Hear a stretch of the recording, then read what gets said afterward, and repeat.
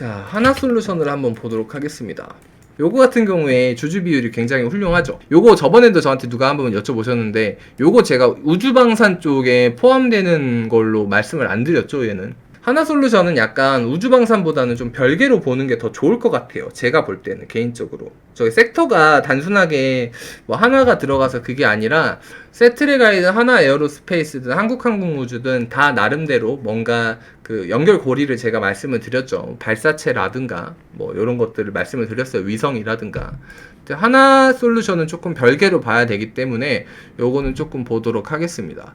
자, 지금 이 친구는 케미칼 부분이 석유화학 부분, 그 다음에 그린에너지 토탈 솔루션 부분, 그 다음에 첨단 소재 부분, 태양광 전자 소재 이런 것들로 굉장히 많은 사업을 영위를 하고 있다고 해요. 그래서 이 친구는 지금 섹터를 정확히 그쪽으로 보기보다는 좀 이런 다양한 부분의 섹터로 좀 보는 게 좋을 것 같습니다. 그러면 최근에 조금 얘가 뭘로 떴는지 한번 볼까요? 이게 은근히 좀 질문이 많이 나오는 것 같다. 하나솔루션이 효성 첨단 소재랑 이제 협업을 해서 탄소 섬유를 공급을 했다. 그 다음에 케미컬 실적 강세 기대감이 있다. 여기도 케미컬 쪽이 좀 잘 나가고 있다. 뭐 이런 이슈들이 조금 맞는 것 같습니다. 그 다음에 태양광 쪽도 많이 들어가고 있고 신재생이요. 그리고 어닝 서프라이즈다. 막 이런 이야기들이 조금 있는 것 같아요. 그래서 뭐 전체적으로 사업이 좀 좋아서 잘 돼서 좋은 게 아니냐라고 이야기를 한다면 특별한 개별 이슈는 없는 셈이 되겠죠. 뭐 발생 기준으로 한번 보니까 확실히 좀 많이 늘었다 야. 영업이익이랑 당기순이랑 이런 거 발생 기준이 되게 좋네. 그래서 요거는 좋다. 근데 뭐 볼륨이 확 많이 늘진 않았어요. 그래서 그런가 보다 하고 넘어갔는데 여기 보니까 요게 좀 맞나 볼게요. 현금 흐름이 좀 맞나 볼게. 지금 여기가 조금 안 맞죠. 여기도 좀 안 맞죠. 연간일 건데 20년도 이게 좀 안 맞습니다. 근데 작년부터 쭉 들어온 게 현금이 되게 많이 땡겨지고 있네요. 그래서 현금 흐름이 굉장히 좀 좋은 편이다. 근데 투자를 좀 재작년까지 굉장히 좀 공격적으로 했었다. 그리고 최근에는 돈을 많이 갚고 또다시 좀 레버리지를 땡겨서 쓰고 하는 그런 모습을 보이고 있다. 그럼 대차대조표상에 티가 나느냐? 일단 자본 계정은 크게 이상이 없는 걸로 보여요. 뭐 자본 활동을 조금 했었던 것 같습니다. 최근에. 요거는 조금 부정적인 이슈가 될 수 있겠네요. 자, 봤는데 자, 얘네가 레버리지를 겁나 많이 쓰네. 지금 유동성 장기 부채까지 요거 3형제가 1년 미만으로 도래하는 단기성 자금이 굉장히 볼륨이 좀 높죠. 그리고 매입 채무도 빚지고 외상받아온 것도 꽤 있는 것 같습니다. 자, 그러면 유동자산 쪽을 한번 봐볼게요. 근데 현금이 되게 많네. 그럼 요거는 크게 이슈가 없는 걸로. 그래서 요거는 충분히 대응이 가능하겠다. 매출 채권도 상당히 부분적으로 좀 많겠다. 그래서 대차대조표 밸런스가 좀 굉장히 좀 그나마 잘 잡혀 있는 것 같습니다. 그러면 여기는 그냥 회사가 잘 성장하고 있는 걸로. 근데 볼륨이 2018, 19, 20 갈 때마다 뭔가 확 좋아진 건 없어. 그럼 실질적으로 드러난 건 아닌데 기대감으로 지금 많이 온 거죠. 뭐 신재생, 첨단 소재, 태양광 이렇게 하다 보니까 그러면 지금 꿈만으로 여기까지 왔다는 거 아니야. 꿈만으로 여기까지 왔어. 그래서 뭐 지금 대형주라서 지금 8조가 넘어가고 있는데 신용 비율도 높지 않아요. 근데 최근에 약간의 수급은 좀 좋지 않은 걸로 보입니다. 그래서 그냥 좋은 회사가 좋은 평가를 잘 받고 있다. 이 정도로 깔끔하게 해석이 가능하겠습니다. 하나솔루션은. 그러면 여기에서 조금 고민을 해야지. 좋은 회사가 좋은 평가를 받고 있잖아. 그러면 우리가 뭐 저평가된 보석 같은 주식이다라고는 말을 못하겠죠. 그냥 좋은 회사가 시세 타고 잘 가고 있는데 최근에 조금 흐르고 있다. 좀 요 정도로 봐주시면 될 것 같은데 요거는 조금 그냥 소스한 것 같아요. 그래서 제 기준에서 확 땡기지는 않아. 근데 요거는 그나마 조금 봐보면 최근에 이 구간에서 약간 조심을 하면 좋을 것 같습니다. 일단은 요길 최하단으로 조금 보고요. 요거를 한번 보도록 할게요. 여기에서 제가 3월 24일 거랑 6월 11일 거를 한번 봐볼게요.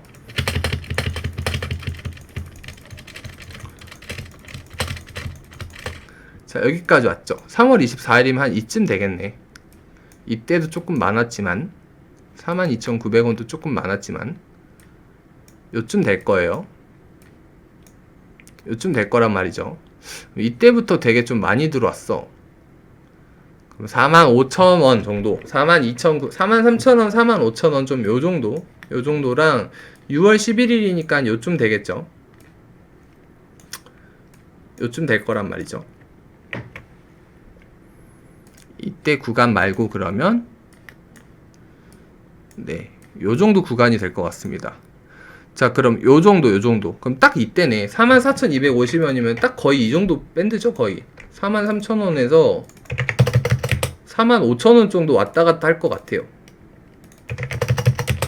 자, 그래서 요거는 지금 딱 거의 이쪽에 물리적인 지지 라인을 거의 밟았던 것 같아요. 지금 해놓고 나서 보는 건데, 여기가 사실 물리적으로 이 구간 이후로 밴드가 좀 형성이 됐었단 말이지. 그러니까 통통통 튀면서 계속 좀 두드리고 있죠. 제가 항상 잘 비유를 쓰는 건데, 바위에 물방울을 계속 한 점에 떨어뜨리면 이게 언젠가 깨지잖아. 좀 그런 모습이 아닐까 싶어요. 그래서 지금 거의 최하단 부분이 아닌가. 그래서 제가 만약에 이걸 보유를 하고 있다 라고 한다면은 이 라인을 조금 버티나 안 버티나 좀 테스트를 하고 조금 네, 귀를 기울여 볼 것 같고요. 만약에 이제 제가 무리하게 좀 보유를 했다라고 하면 요 구간 이후로는 조금 미련을 버리는 것도 좋을 것 같아요. 자, 근데 SK 바이오판 같은 경우에는 지금 어떤 이슈가 조금 있냐면, 요즘 좀 코로나도 코로나고 바이오 쪽이 좀 핫한데, 제가 저번 주에 말씀드렸죠. 코스다 이제 국가 3대 산업 중에 하나로 제약바이오를 딱 집어서 이야기를 하잖아요. 그래서 이제 그런 상승세에 힘 입어서 좀 잘 상승하고 있는 것 같습니다. 근데 요때 그냥 물량이 좀 많이 좀 잡힌 것 같죠? 요때 한번 봐볼게요. 2월 24일을 한번 봐보도록 할게요.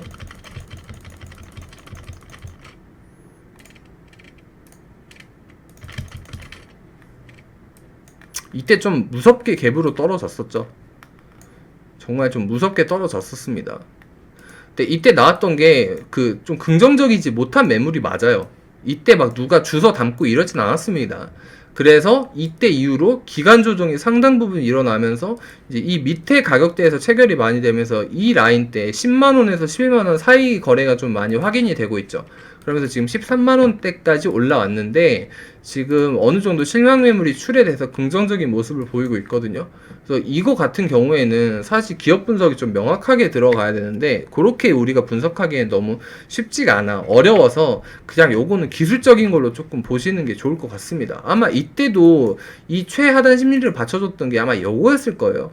시초가였을 겁니다. 그래서 뭐 98,000원, 10만원 부근에서 사람들의 심리가 많이 움직였을 것 같은데 얘 같은 경우에는 정말 제대로 알아보시려면 파이프라인 다 파셔야 돼요. 그러니까 제가 제약바이오 함부로 들어가지 말라고 말씀드리죠.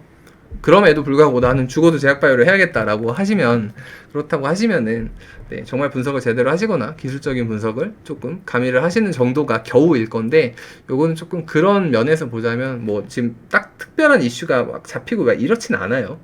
그렇진 않기 때문에 전체적으로 섹터가 좋아서 좀 가고 있다. 그리고 최근에 턴어라운드 흑자 전환을 해서 좀 가고 있다. 요 정도로 좀 봐주시면 될 것 같아요. 그래서 얘는 조금 요 정도 구간 주의하시면 좋지 않을까요? 저는 한 11만 4,500원에서 12만 3,000원 정도 보시면 좋을 것 같습니다. 그래서 이 정도 구간 대응하시면서 가면 네, 좀 무난하게 갈 수 있지 않을까. 섹터가 워낙 좋다 보니까. 그래서 이 정도로 조금 간략하게 말씀을 드릴게요. 한성 같은 경우에 제가 기억하기로 얘가 되게 좀 계열사가 많죠? 얘가 굉장히 좀 계열사가 많은 걸로 알고 있습니다. 자, 일단 최대 주주가 현대쇼핑으로 나와 있고 연기금도 많이 들고 있어요. 지금 1조가 좀 넘어가고 있는데 기관 콜도 많이 받고 있고 표면적으로 밸류는 굉장히 좋습니다. 좋은데 요게 자, 종속회사가 여성의류 제조랑 판매 사업을 주로 영위를 한다. 그리고 여기 한섬 상해유황공사라고 하면 중국이 조금 묻은 거죠. 그래서 중국 쪽에도 종속회사로 보유를 하고 있어서 이건 좀 부정적으로 볼 수 있겠다. 좀 요렇게 볼 수 있겠습니다. 자, 그래서 오프라인에서 많이 대도시 중심지역 백화점, 아울렛 이런 데서 많이 판매를 하고 있는데 저는 브랜드 잘 모르거든요. 타임 유명한가요? 타임 옴무 유명한가요? 나 시스템 알 것 같아. 시스템 옴무는 조금 유명했던 것 같아. 이거 약간 생활 속에서 주식 찾아가지고 다혜님이 접근하신 것 같아. 최근에 굉장히 펀더멘탈이 좀 좋았던 것 같아요. 소비심리 회복, 요것도 맞지. 근데 코로나가 풀려야 좀 내가 옷을 예쁘게 입고 뽐낼 거 아니야, 길거리에서. 그래서 코로나가 좀 잡혀야지 리오프닝이 확실하게 일어나야 옷이 쫙쫙 잘 팔릴 건데, 화장품이랑 똑같이. 이거 유명해요. 여자한테는 다 유명하다고? 김미정님, 타임마인 시스템 겁나 고가예요. 자, 얘네가 확실히 고가 브랜드라 그런지 요즘에 코로나고 나발이고 발생기준 왜 이렇게 잘 찍었냐. 그래서 매출액도 엄청 많이 늘었습니다. 22.8% 엄청 많이 올랐지. 영업이익도 엄청 많이 올랐어요. 당기순이익도 많이 올랐지. 돈 잘 번다. 근데 이게 1년에 1000억씩 버는데 1조짜리 회사가 1년에 1000억씩 번다고 하면 진짜 괜찮은 것 같아요. 그러면 한섬은 뭐가 문제냐면 요런 것들은 사실 옷 같은 거는 그런 게 있어요. 기술 장벽이 높지 않기 때문에 요거를 기술 장벽 느낌으로 보는 게 아니라요. 그 브랜드 가치로 평가를 하는 경우가 굉장히 많습니다. 대표적으로 옷들이 그렇고요. 그다음에 또 대표적으로 귀금속류가 그렇고 또 대표적으로 뭐라고 할까요? 뭐 건강기능식품류 있잖아요. 이런 것들이 브랜드 바를 굉장히 많이 타거든요.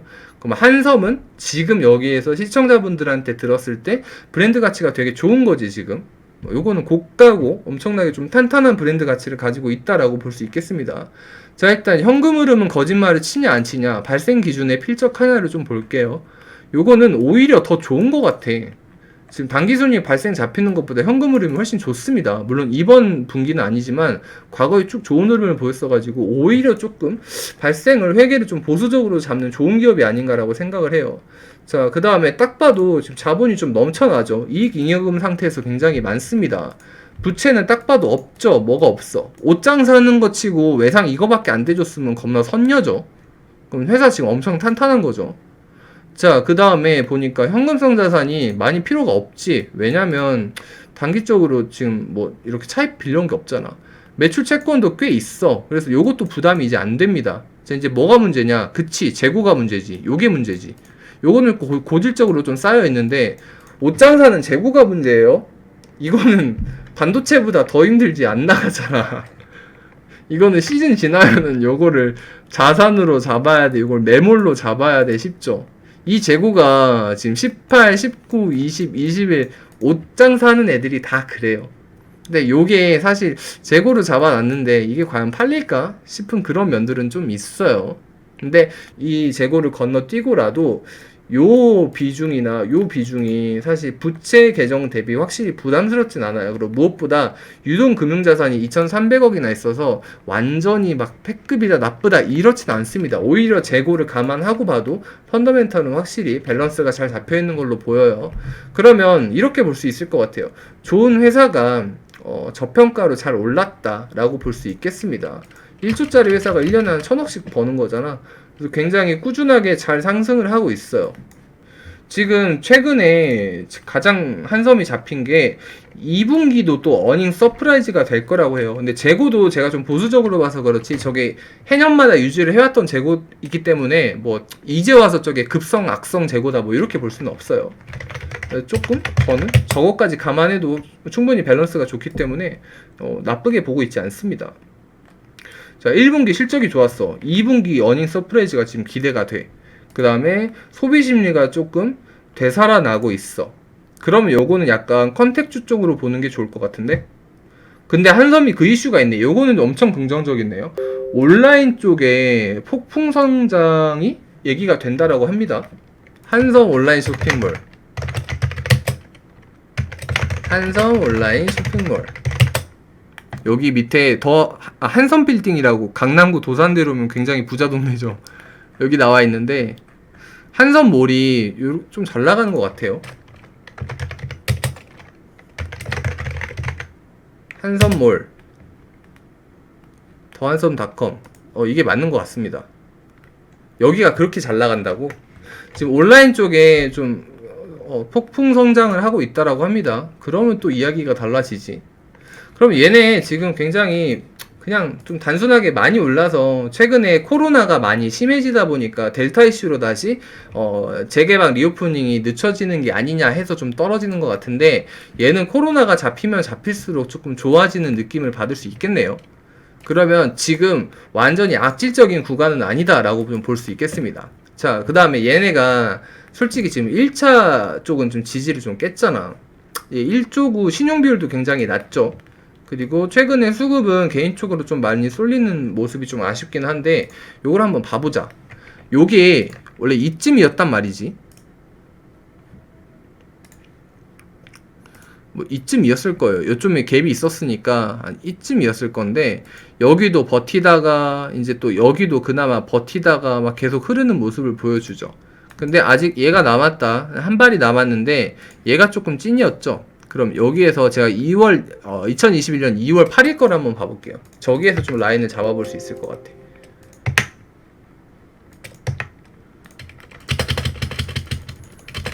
지금 마이너스 9.5%인 한섬이 어디까지 할 수 있나? 2월 28일 걸 한번 보도록 하겠습니다. 자, 2월 8일이었니? 2월 8일이었구나. 요쪽이죠. 자, 요쪽이면은 지금 여기에서도 요것도 사실 부정적으로 안 봐요. 요거까지는. 그 다음에 네. 뭐 이런 거 보면은 여기에서 페이크 줬던 거는 다 회복을 했던 것 같습니다. 그럼 좀 깔끔하게 요쪽까지만 볼게요. 요쪽까지만 보면 이 정도 볼 수 있을 것 같거든요. 33,400원에서 35,150원 정도 볼 수 있을 것 같습니다. 그럼 요거를 한번 옮겨와 볼게요. 33,400원이랑 35,150원을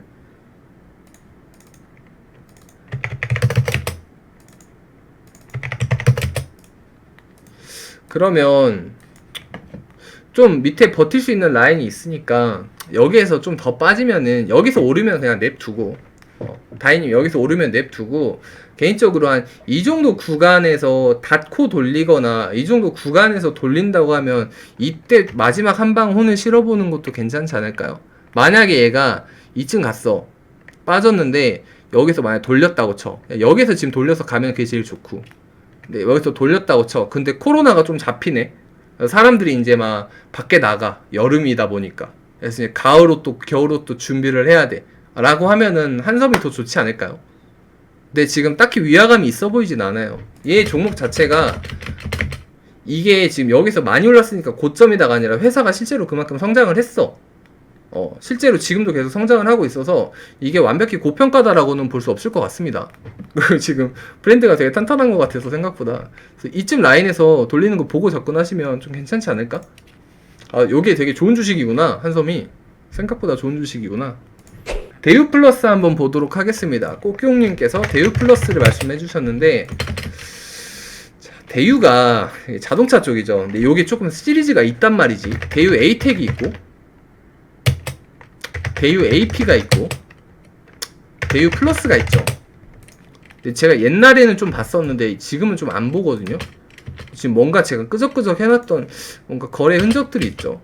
제가 제일 좋게 봤었던 거는 대유 AP일 건데요. 근데 지금 대유 플러스라고 말씀을 하시니까 얘가 기억이 좀 가물가물해서 다시 한번 보도록 하겠습니다. 대유 홀딩스가 지금 꽉 잡고 있고 지금 얘네가 뭐라는 회사냐? 잠깐만. 종속회사가 유무선 통신장비 그 다음에 소형 가전 제조 요것도 하고 있는데 주요 종속회사인 대유글로벌이 자동차 회사 맞아 이거 휠 행사 맞습니다. 알루미늄 휠 좀 기억나는 것 같아요. 맞아요. 그래서 대유 AP를 제가 그때 좋아했어서 옛날에 좀 분석을 했었는데 스티어링 휠 요거 많이 기억이 났었던 것 같아요. 그래서 요게 대유 플러스도 지금 자동차 쪽이 굉장히 많아요. 굉장히 많아서 자동차 쪽이라고 보시면 될 것 같습니다. 그러면 좀 답이 나오지 않아요? 지금 최대주주 지분을 좀 볼 건데 대유 에이텍을 대유 홀딩스가 갖고 있고 대유 AP가 조금 갖고 있지. 대유 또 뭐가 있냐? 지금 에이텍 봤으니까 AP를 대유 플러스가 가지고 있네. 대유 에이텍이랑. 근데 지금 대유 플러스니까 대유 AP 최대 주주죠. 지금 900억짜리 회사. 대유 플러스를 보면 얘는 1800억인데 대유 AP랑 플러스랑 같이 봐야 되니까 스티어링 휠 회사가 맞죠 이제. 여기 AP가 자동차 스티어링 휠이고 대유 글로벌도 알루미늄 휠이잖아. 그러면 자동차 부품 회사가 맞아요. 그럼 펀더멘탈 한번 봐볼게요. 얘네 지금 매출액이 좀 많이 빠졌지. 근데 이거 왜 그래요? 딱 봐도 알죠. 반도체 쇼티지 때문에 그러겠지. 현금 흐름 안 좋아요. 이거 제가 여러 번 말씀드렸잖아요. 현대차 기아 말씀드리면서 몇 달 전부터 꾸준히 말씀드렸죠. 현대차 기아에서 완성차가 출고가 안 되다 보니까 그 밑에 현대차 기아가 힘든 것보다 그 밑에 하청업체들이 지금 거의 죽을랑 말랑 한다. 굉장히 힘들어한다. 막 이렇게 말씀을 드렸어요. 그래서 요것도 좀 그건데 그 원래 자동차 쪽 회사가 그게 많은 거 제가 인정할게요. 원래 부채 비율이 높은 거 인정하거든요. 근데 대유 시리즈가 유난히 심했어. 그래서 제가 자주 거래를 안 했던 이유가 대유 플러스든 AP든 에이텍이든 얘네들 하나같이 밸런스가 안 좋습니다. 보여드릴게요. 자, 대유 AP도 요 심각하죠. 대유 에이텍도 똑같아요. 얘네 되게 심각하죠. 얘네가 레버리지 진짜 많이 쓴단 말이야. 빚내가지고 장사를 그렇게 위험하게 합니다. 그래서 지금 여기 결손이 돌아있죠. 그래서 요거부터 약간 저는 안 좋게 봐요. 대우 플러스는 조금 투자하기에 적합한 종목은 아니지 않을까 라고 생각을 합니다. 자, 외상을 좀 많이 빌려갖고 단기 자금도 1000억이 넘어요. 근데 요쪽에서 아마 커버가 안 될 거야. 보이시죠? 현금성 자산 없잖아. 매출 채권도 그만큼 안 잡혔잖아. 그러니까 지금 빚진 게 더 많고 지금 빚 져가지고 갚아야 될 외상값이 훨씬 더 빚이 훨씬 많은 거야. 외상도 많고 빚도 많아. 근데 갚을 여력은 없어. 돈도 없어. 지금 결손 찍고 있어. 그럼 얘네는 갑자기 툭 하고 유상증자 하거나 12발행 왕창해도 할 말 없는 거예요. 발생 기준도 안 좋죠. 현금 기준도 안 좋잖아. 최근에 그나마 조금씩 현금을 벌다가 꼬박꼬박 2천억짜리 회사에서 현금을 1년에 막 100억, 200억 조금씩 벌다가 지금 급격하게 못 버는 게 완성차 출고가 돼야 말이지. 쇼티지 때문에 그럽니다. 그래서 전반적으로 회사는 안 좋다. 근데 왜 이렇게 많이 올랐냐? 이거 이슈로 올렸어요. 안 봐도 이슈로 올렸겠지.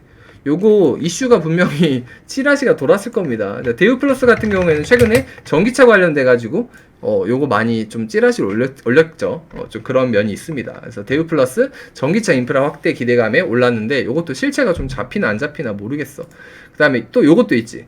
6월 8일에 대우 플러스 코로나19 백신 운반용 초조용 냉동고 식약처 승인. 요거 딱 봐도 냄새나지 않습니까? 지금 삼성 SDS도 콜드체인 안 한다 하는 마당에 코로나19 백신 운반용 초전 냉동고를 자동차 회사에서 한다고? 요것도 조금 이상하죠. 전기차 충전 시장 공략, 시그넷 EV랑 전기차 충전 사업, 이게 조금 다 좀 별로 안 좋은 것 같아요. 실체가 없이 아직은 드러나지 않은 상태에서 막 가다 보니까 요거 어느 정도 조금 느낌이 있는 것 같습니다. 그럼에도 불구하고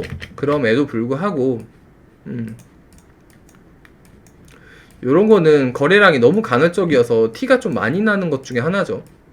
근데 요런 것들은 좀 보면 굉장히 위험한데 지금 제가 볼 때 요거 올리면서 굉장히 조금 털고 있는 것 같습니다.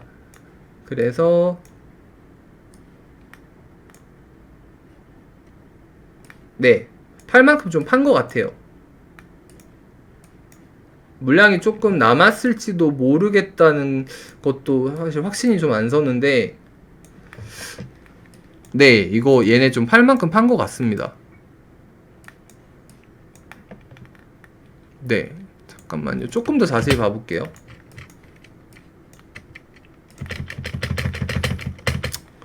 네, 거의 팔고 있는 것 같아요. 좀 팔 거 다 팔면서 움직이는 것 같아서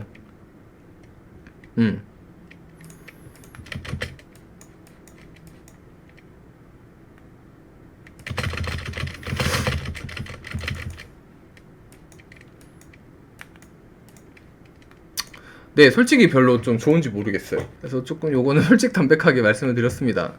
그래서 가지고 있었다라고 한다면 네, 그냥 좀 단기적으로 보시는 게 낫지 않을까요? 차라리 얘는. 저는 좀 개인적으로 그렇게 보고 있어요. 그래서 감히 좀 말씀을 드렸습니다. 자, 컴투스 한번 보도록 얘 왜 그래? 얘 그림 왜 그래요? 뭔 일 있어? 얘네 펀더멘털이 조금 많이 안 좋나? 컴투스는 되게 제가 좋은 회사를 알고 있거든요. 얘네 되게 현금 부자야. 되게 좋은 회사고 코로나 이후로 게임주가 워낙 좋잖아요. 게임빌 최대 주주인데 되게 유명하죠. 얘는 뭐 게임이 망했나? 요거는 20, 30대 MZ세대가 투자하기 적합한 회사죠. 근데 내 감을 좀 보자. 데이세븐, 노바코어, 베이징, 나 중국 싫어하냐? 레이모바일, 종속회사, 서머너즈워, 이건 들어봤어. 나 낚시의 신 몰라. 사커 스피릿도 몰라. 이거 별로 게임 유명한가? 예, 이슈 체크를 한번 해볼게요. 뭔 일이 있었던 것 같은데? 서머너즈 워 부진. 제가 지금 여기에서 유일하게 알았던 게임이 서머너즈 워잖아. 이거 되게 약간 고인물 게임이거든요. 되게 유명했어. 그래서 지금 일단 발생 기준으로 볼륨은 좀 괜찮아. 볼륨은 괜찮은데 좀 영업이익이나 이런 게 좀 절죠. 좀 절고 있어. 순위가 좀 하락을 한 것 같아. 현금 흐름은 잘 좋은데 얘네는 좀 그게 있어. 얘네는 의심할 여지가 없는 게 진짜 현금이 너무 많아가지고 언제든지 기회를 볼 수 있는 회사입니다. 최근에 인력 대규모 이탈이 있었다거나 아니면 정말 게임이 아예 절었다거나 좀 이런 이슈가 있는 것 같아요. 이때가 중요한데 이 음봉이 대체 왜 생겼을까? 4월 30일 이슈를 한번 보도록 하겠습니다. 자, 일단 4월 30일에서 서머너즈 워 100년 전쟁 흥행 우려가 좀 여기 실패를 했다. 뭐 이런 이슈가 좀 있었던 것 같습니다. 지금 얘도 하락이 서머너즈 워 약간 원툴인데 그 적자 전환 이야기 나오고, 그 다음에 지금 말씀해 주시는 게 데브 시스터즈 관련주로 급등의 급락. 근데 데브 시스터즈는 요즘에 오히려 조금 받쳐주고 있는 것 같은데, 잠깐만, 서머너즈 워도 그렇고 겹 악재라고 하니까 조금 더 살펴볼게요. 100년 전쟁이 말았다. 주요 국가에서 매출 순위권 밖으로 다 밀려들었다. 근데 출시작이 연이어 실패했다고? 그러면 서머너즈 워 100년 전쟁 이전의 출시작도 실패를 했으니까 이럴만 하네. 데브 시스터즈도 요즘에 계속 얘네는 시세 잘 유지해주죠, 그나마. 나는 제가 이거 영상 옛날에 한번 이때 올렸거든요. 정말 미친 주식이다. 쿠키랑 킹덤이 이래서 미치게 갔었는데 얘네가 빠졌는데 어느 정도 또 좀 바닥을 잡아주는 것 같아요. 이거 게임이 워낙 잘 나가니까. 봐봐, 얘네도 없던 회사가 생겼다니까. 근데 얘네가 1조잖아요. 얘네가 이 매출에 1조면 한 4천억에 800억 나온다고 보면, 컴투스가 4천억에 한 1200억 나온다고 치면은 5천억에, 그러면 좀 완전히 그건 아닌 것 같은데. 지금 구간에서 완전 고평가는 아닌 것 같은데, 컴투스가. 대부보다 오히려 컴투스가 비슷하거나 혜자이거나 할 것 같은데, 지금 이때 부근에서 대부 관련주로 편성이 됐다가 하락을 했어. 100년 전쟁 이전에 출시작이 뭐 한 달, 두 달에서 한 게 아니잖아. 되게 길게 준비를 했잖아요. 혼을 실었는데 첫 번째 게 실패를 했어. 두 번째 거 100년 전쟁도 실패를 했어. 그러니까 약간 기대감이 없는 것 같은데, 자, 그러면 이제 이거지. 이걸 믿어 말어.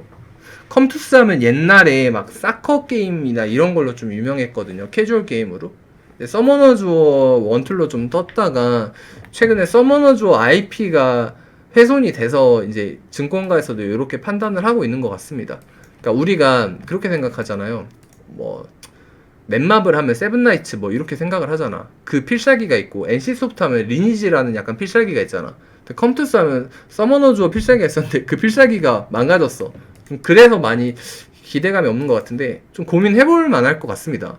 얘네가 다음 차기작을 성공을 할 수 있을까?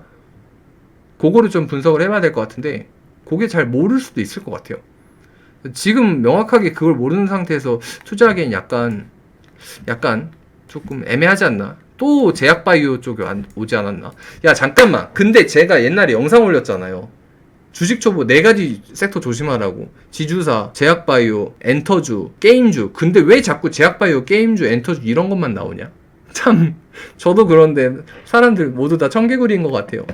그래서 이거 어려운 회사야. 게임 분석해서 알아야 되잖아요. 막 그 게임 기대하는 거 좀 이런 거 감도 좀 보고, 앱스토어나 막 이런 데 순위도 좀 보고 이래야 되는데, 좀 그런 게 좀 부족한 것 같은데, 일단 이제 정량적으로 단편적으로 볼게요. 일단은 고평가는 아닌 것 같아. 서머너즈 워, 성공의 아레나, 서머너즈 워. 이게 원툴인데 이 원툴이 지금 망했다는 거지. 대표작이 망해서 기대감이 없는 거예요. 그다음에 낚시의 신은 캐주얼이라 얘네가 과금을 받아봤자 얼마나 받겠어요. 슈퍼액션 히어로 이거 딱 봐도 그냥 캐주얼이죠. 히어로즈 워 카운터어택 요거는 좀 잘 되나? 버디크러쉬, 판타지 골프, MLB 요거는 잘 모르겠는데 지금 게임들이 뭔가 할 수 있는 게 없는 것 같습니다. 컴투스 회사 가보면 얘네가 그 라인업이 있을 거거든요. 100년 전쟁 다음에 또 서머너즈 워야. 이번에 클로니클이야. 워킹데드 IP라고. 또 서머너즈 오면은 기대감 없지 않나? 서머너즈 이미 2번 망했잖아. 근데 또 서머너즈 원툴이면은 이거 시장에서 별로 기대 안 할 것 같은데. 근데 컴투스 요거 이게 많이 빠져서 솔직히 살만하거든. 돌리면 솔직히 좀 아니 고평가가 아니고. 근데 이게 차기작 기대감이 너무 없는데요. 조금 더 알아보시는 게 좋을 것 같습니다. 그래서 내가 섣불리 지금 좋다고 여기까지 괜찮은, 그러니까 정량적으로 괜찮은 분석이 나오고 있는데 여기 이게 안 나와. 뭐가 없어. 필살기가 없어서 컴투스 약간 애매한 것 같습니다. 그래서 요거 확실히 말씀 못 드릴 것 같아요. 굉장히 애매한 것 같습니다. 컴투스는 여기까지 하고, 쌍용씨 이거 쌍용양해죠. 자, 사명을 바꿨습니다. 쌍용양해인데 우리가 또 이거 대북 경업주로 그렇게 지지고 볶고 하던 쌍용양해가 환골탈태에서 또 요렇게 또 찾아왔습니다. 자, 쌍용양해를 한번 보도록 할게요. 자, 얘네는 이제 뭐 하는 회사냐? 이제 시멘트 사업. 요즘 좋죠. 좀 건설이나 이쪽 원자재 쪽 요런 쪽에 좋습니다. 해운 좋지. 환경 굉장히 지금 최근에 맛있는 그런 섹터는 다 들고 있는 쌍용양해. 근데 최근에 많이 반영이 안 됐긴 한데 대북 관련된 그쪽의 센티멘트도 약간씩 좋아지고 있어요. 미국이 왜냐면 중국을 고립시키려고 러시아한테 손을 뻗쳐서 이렇게 해놓고 북한한테도 별로 적대감을 안 심어주려고 하고 있단 말이지. 미국은 지금 약간 완전 중국 원툴이에요. 그래서 오히려 대북주가 조금 좋아지는 경향이 있는 그런 케이스들이 있습니다. 한 1, 2주 정도 됐거든요. 시멘트랑 이쪽이 지금 진짜 너무 좋아. 진짜 너무 좋아. 그래서 지금 동해공장, 영월공장 또 국내에 있으니까 너무 좋죠. 그래서 업황은 그냥 깔끔하게 좋죠. 뭐 지지고 볶고 할 것도 없습니다. 쌍용양이 좋지. 자, 얘가 지금 펀더멘탈 한번 볼게요. 지금 볼륨이 확 늘진 않았는데, 요것도 확 늘진 않았는데, 얘는 지금 약간 꾸준하게 잘 성장을 하고 있고 기대감이 좀 있어요. 왜냐면 시멘트 단가 인상도 또 됐거든. 철강처럼 시멘트도 요즘 그렇게 좀 좋습니다. 원자재 쪽이 좀 좋다 보니까 시멘트 단가 인상에 또 여기 기대감이 좀 있어요. 현금 흐름도 꾸준히 좋은데 얘네 지금 단기순이 가져가는 거에 비해서 현금 흐름 더 많이 들어오잖아요. 얘네도 지금 굉장히 보수적으로 좀 회계 잘 잡고 있는 회사여가지고, 자, 얘네도 굉장히 탄탄하죠. 여기 보시면 회사 좀 급격하게 성장한 거 보이시나요? 물론 그건 있지. 이제 자본잉여금 쳐가지고 자본활동으로 돼 있는 거 잉여금으로 넘겨서 좀 뻥뻥뻥 좋게 보인 건 있는데, 여기에서 한 2,500억 쳐내더라도 2,500억을 쳐내더라도 그래도 여기 거의 얼마야? 한 4,000억 늘었잖아요. 여기에서도 한 4,000억 쳐내더라도 그래도 굉장히 좀 양호한 모습 보여주고 있습니다. 자, 그 다음에 단기로 부담되는 자금 없어요. 그 다음 외상 준 것도 그렇게 안 많을 것 같은데, 그쵸? 지금 외상 받을 돈이 더 많죠. 그리고 지금 재고도 없어. 이게 지금 쇼티지 표본입니다. 재고가 없는 거야. 굉장히 물건이 잘 나가고 있죠. 현금 넉넉합니다.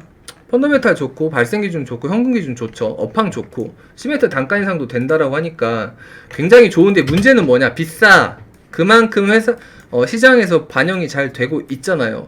근데 요게 굉장히 좀 건강하게 잘 올라가고 있는 그런 모습이라는 거죠. 거의 4조가 다 되는 회사인데 신용 비율도 거의 없고, 최근에 수급 쪽으로 기관 쪽이 조금 이탈이 있는데 외국인 쪽은 아직 건재한 것 같습니다.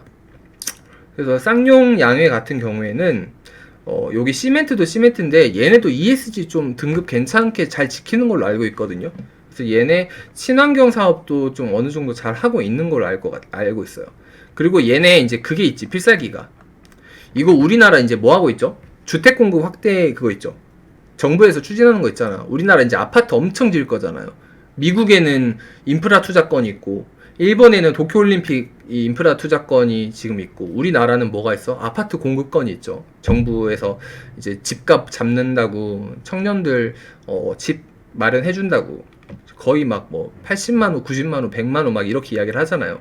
그래서 요거는 공급대책 발표 때문에 좋은데 거기에 시멘트 단가 인상까지 돼서 굉장히 업황이 좋아. 그래서 솔직히 비싸긴 한데 지금 추세가 끊길 것 같진 않아요. 업황이 너무 좋기 때문에. 그래서 이런 거는 그냥 추세 타고 쭉 대응하면 괜찮지 않을까라는 생각을 해봅니다. 그럼 최근접 지지라인까지만 말씀드리고 깔끔하게 마치도록 할게요. 자, 일단 여기까지만 볼 거거든요. 3월 26일 것까지만 조금 분봉 단위로 한번 보도록 하겠습니다. 그래서 얘가 딱 저평가 이건 아닌데, 저평가는 아닌데 굉장히 추세가 좀 이어질 수 있단 말이지.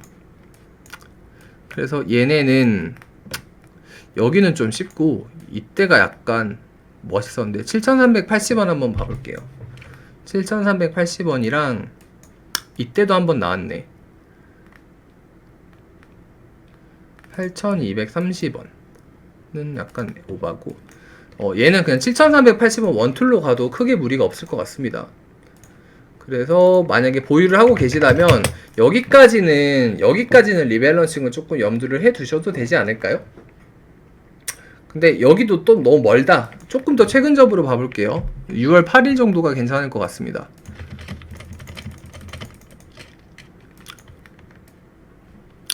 (6월 8일인데) 지금 요때 8,130원은 이미 가격을 깼죠. 그러니까 6월 8일에서 조금 더 최근접으로 가볼게요. 6월 8일 거에서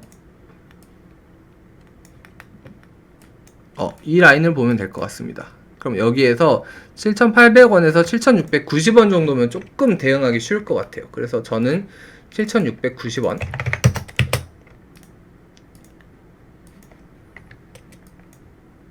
그 다음에 7,800원, 이 라인 조금 봐도 괜찮지 않을까?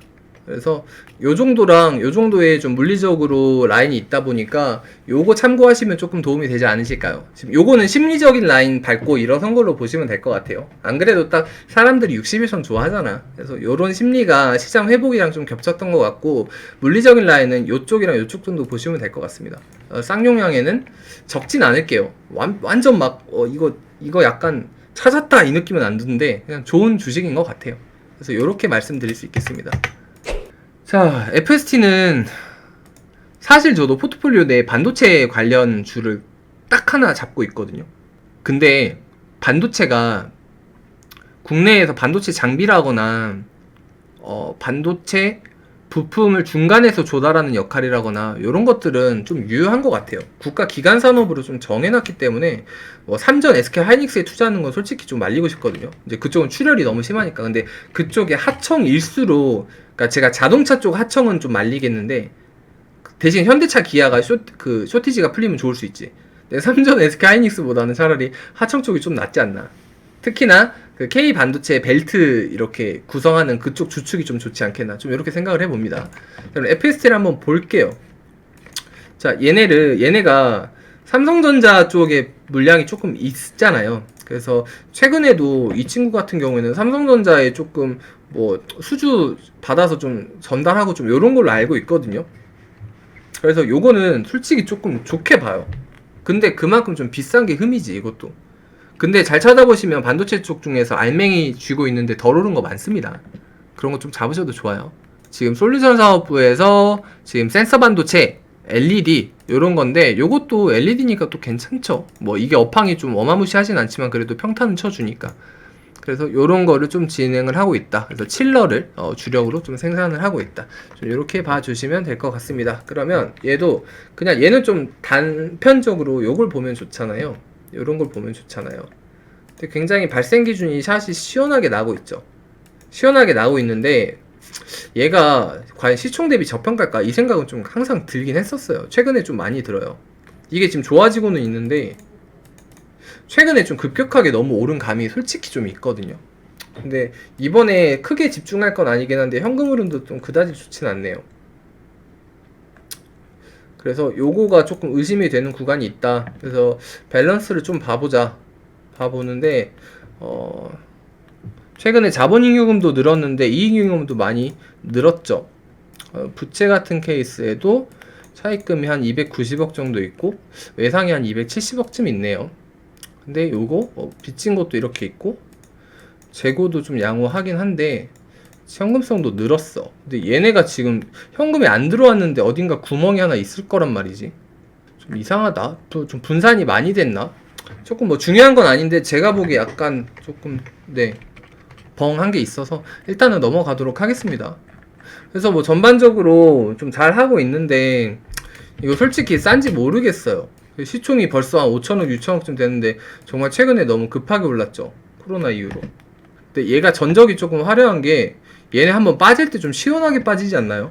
그래서 지금 이슈가 조금 되고 있는 것들도 삼성전자 수주를 했다거나 좀 그런 식으로 많이 좀 표현이 되고 있거든요. 그리고 투자건이 앞으로 좀 예상이 되어 있다. 뭐 이런 건들도 많이 잡히고 있어서 좀 긍정적인 시각은 맞는데 비싸서 지금 확 이게 느낌이 팍 오고 그렇진 않습니다. 그럼 최근 전 라인까지만 한번 봐볼게요. 요게 지금 겨우 버티고 있는데 보통 요렇게 분출이 되고 나서 3영업일 이쪽 저쪽으로 요게 깨지면 오히려 좀 안 좋은 케이스들이 많거든요. 그러니까 최근의 흐름만 조금 간략하게 보도록 하겠습니다.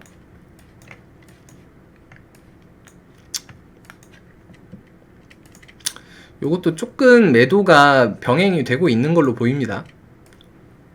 그래서 뭐 물량이 완전히 빠지진 않았지만 조금 매도가 이루어지고 있는 걸로 보이고 있다. 그래서 지금 좀 중요한 분기점인 것 같아요. 그래서 사실 이게 뭐 이야기들이 제가 모르는 게 굉장히 많겠죠.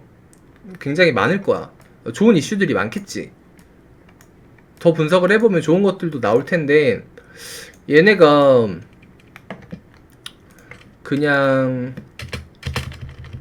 너무 급격하게 올랐는데 이걸 정당화시킬 무언가가 있을까? 요거를 조금 집중적으로 생각을 해보시면 좋겠고, 단편적으로 요쪽 물량은 이미 한번 이렇게 소진이 됐다라고 보면 이쪽부터 조금 주의 깊게 보실 거 아니에요? 시장에 참여하시는 많은 분들이. 근데 여기가 지금 다 라인이 좀 요 정도로 잡혀 있단 말이지. 요 정도로. 막 이 정도 사이에서 이제 지지고 볶고 할 겁니다. 만약에 여기서 쭉 오르면 좋죠. 여기서 쭉 오르면 좋은데 지금 막 뭐 팔거나 뭐 이거는 또 단편적으로는 추천을 안 드리는 게 단순하게 지금 물리적인 지지 라인이 이쪽에 엄청 밀집이 돼 있거든요. 지금 한두 개가 아니야. 제가 지금 요쪽 사이 있잖아요. 여기만 말씀드리는데 여기 지금 한두 개가 있는 게 아니어서 요쪽에서 좀 지지고 볶고 할 거예요. 그러니까 요쪽의 흐름을 조금 보시고 판단을 해 보시는 게 좋지 않을까 싶습니다. 그래서 FST는 조금 비싼 느낌을 지울 수가 없어서 좀 요 정도로만 좀 간략하게 말씀을 드리는 게 더 좋을 것 같아요. 자, 요거는 기업 계열을 한번 봐볼게요. 자, 요거는 무슨 ETF냐? 2차전지, KRX. 자, 얘네 비중을 보니까 이렇게 들어가 있네요. 삼성 SDI가 25%, SK이노베이션 24%, LG화학이 22%. 2차전지 몰빵이네. 에코프로비엠인데 LNF 일진모터리얼즈인데 이거 그냥 2차전지 원툴이죠. 요게 지금 솔직히 좋을 수밖에 없어요. 전기차랑 2차전지 배터리는 사실 지금 제가 명확히 말씀드릴게요. 얘네는 그냥 우리가 생각을 해볼 수 있는 거거든요. 엄청난 호재가 있고요. 악재가 있습니다. 근데 악재는 두 가지가 있었는데 한 가지는 소멸이 됐어. 거의 다. 일단 호재는 얘네의 볼륨 자체가, 이 산업의 볼륨 자체가 10년 데케이드 단위로 봤을 때요 10배, 20배 이 수준이 아니라 거의 막 뭐 100배 수준으로 오를 만큼 앞으로 실질적으로 측정이 되는 컨센서스들이 어마어마해요. 요거는.